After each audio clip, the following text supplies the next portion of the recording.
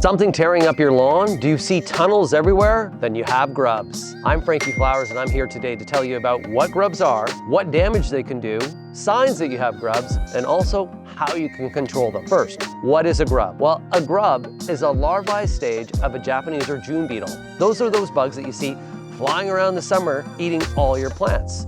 Those bugs, of course, go over to your lawn and they put their larvae in. The problem with a grub is it's going to eat your grass. Grubs are best identified by the way they look, which is a whitish flesh with almost a little bit of a brown to goldish kind of head that's there.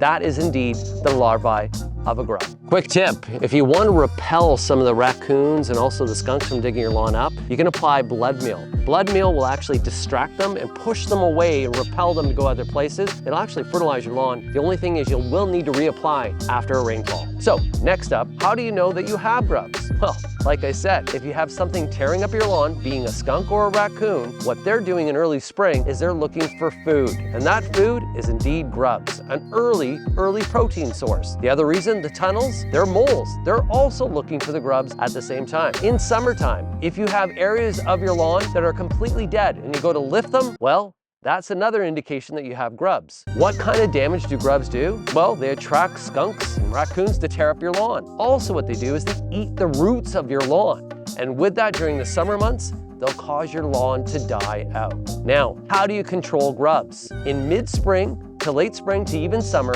you can apply something called Grub B Gon Max. Grub B Gon Max is what's made out of bacterium, and that is Bt, Bacillus thuringiensis. And that is what's gonna go into the grub, infect it, and make it die. What's most important is taking a look at the direction and following them thoroughly. Because your lawn needs to be wet, you need to apply the Grub B Gon Max using a spreader evenly, and then you need to wet it in. This is your best way at controlling grubs. Now finally, what do you do with the damage itself? Well, you can always overseed that area and reseed to thicken up the lawn. Finally, a recap. If something's digging up your lawn, or if you can lift your lawn, you have grubs. Best time to control grubs is when soil temperatures are a little bit warmer, and that'll be mid-spring all the way through the summer months. You're gonna use something called Grub B Gon Max, and finally, use as directed, and good luck to you. Let's go for greener grass.